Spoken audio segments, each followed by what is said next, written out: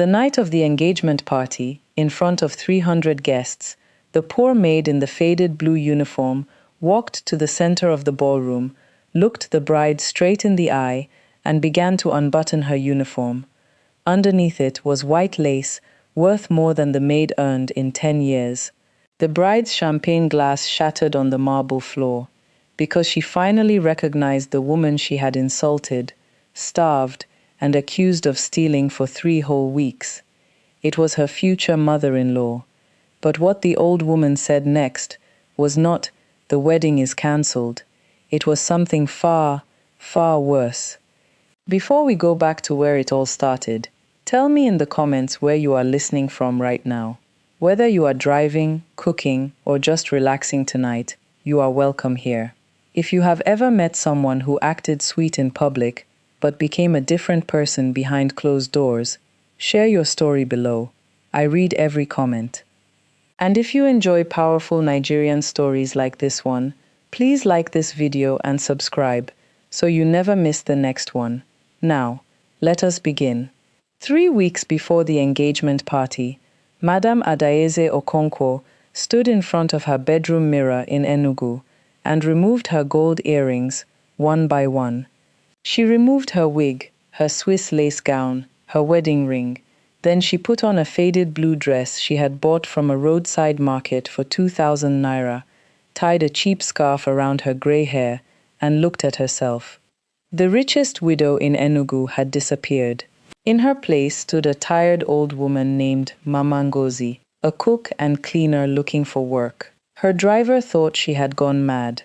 Her lawyer begged her to reconsider, but Adaeze had buried a husband, built a company from one small shop, and raised Chidi alone. She had not survived all of that by ignoring the cold feeling in her stomach. And ever since Chidi called her, laughing like a boy, saying, "Mama, I've found her. Her name is Zainab.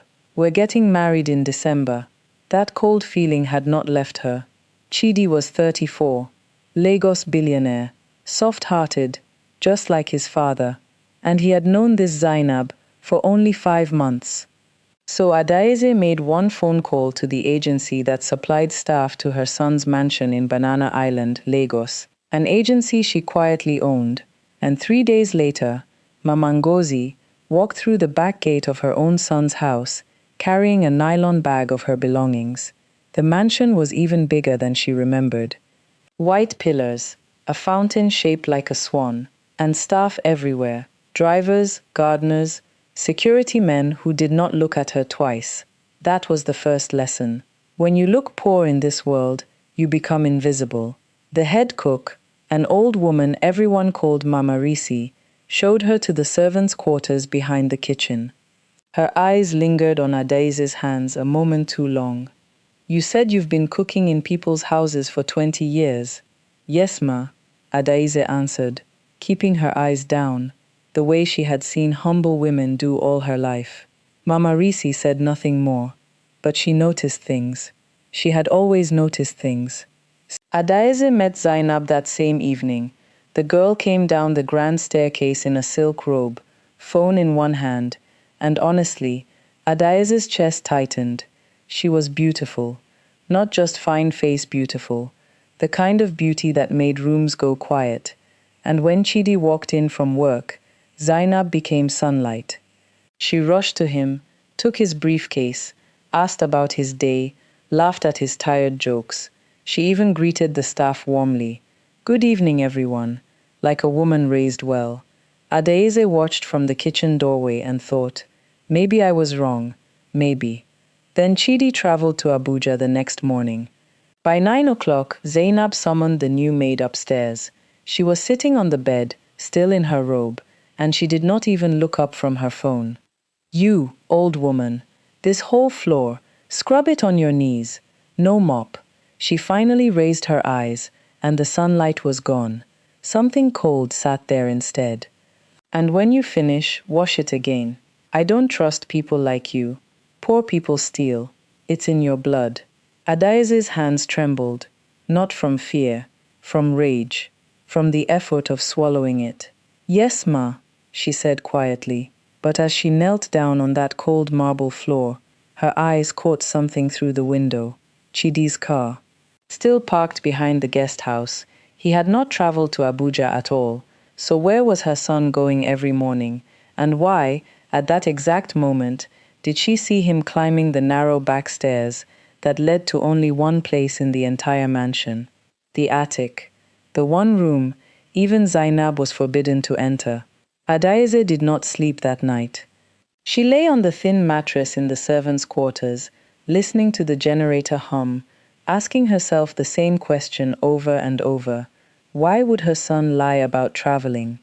Chidi did not lie. Even as a small boy, when he broke her china plates, he would stand there with tears in his eyes and confess before she even asked. So whatever was in that attic was heavy enough to turn an honest man into a liar. She decided to watch him. But watching Chidi meant surviving Zainab, and Zainab was getting worse. By the second week, the girl had a new game. She would drop food on the floor Adaeze had just cleaned and say, "Oh, clean it again." She made her iron the same bed sheets 3 times. Once she poured a full jug of zobo, a deep red hibiscus drink, across the dining table and simply walked away. But it was the words that cut deepest. "You know what pains me about people like you?" Zainab said one afternoon, examining her nails while Adaeze scrubbed the bathroom tiles. "You people believe suffering makes you holy. It doesn't. It just makes you poor. I will never, never be poor again." Adaeze paused. Again. "You were poor before, Ma?" she asked softly, eyes on the tiles. The silence lasted so long that Adaeze finally looked up. Zainab was staring at her own reflection in the mirror, and for one strange moment, the coldness in her face cracked, and underneath, it was something Adaeze recognized, because she had worn it herself 40 years ago, as a young bride in a family that despised her. Fear. Then it vanished. Finish the tiles and get out. That evening, Adaeze recorded everything in the small phone hidden in her wrapper. The insults, the cruelty, proof enough to end this wedding 10 times over. So why did her finger hesitate over the send button? Because of Fridays. She had noticed it now, twice. Every Friday morning, Zainab dressed plainly. No jewelry, no lace, a simple gown and headscarf, took an envelope from Chidi's study, and drove herself out of the compound. No driver, no escort. She returned hours later with red, swollen eyes. A gold digger does not cry alone in secret. A gold digger cries in public, where it profits her. Then came the necklace. On Thursday of the 3rd week, Zainab's screams filled the mansion. Her diamond necklace, the engagement gift, worth more than most people's houses, was gone from her dressing table. And Zainab, standing at the top of the staircase, pointed one trembling finger down at the maid in the faded blue uniform. Her, the old one, search her room. They searched, and there, folded inside Mamangozi's spare wrapper, the necklace glittered like a trap, because that is exactly what it was. Adaeze had never touched it. "Police," Zainab said, with a small satisfied smile. "Call the police. Tonight." But it was Mama Risi who stepped forward, wiping her hands on her apron. "Madam, wait. Before police. Oga Chidi's mother should hear of this first. It is tradition. No arrest happens in an Igbo son's house without the mother's blessing."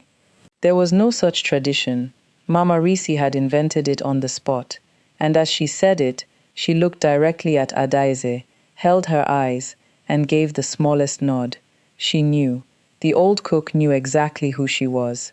That night, while the house argued about police and thieves, Adaeze saw her chance. Everyone was distracted. The back stairs were empty. She climbed to the attic, hands shaking, and pushed open the door her son kept locked. The smell of old cedar and mothballs met her. A single lamp was burning. Someone had been here recently.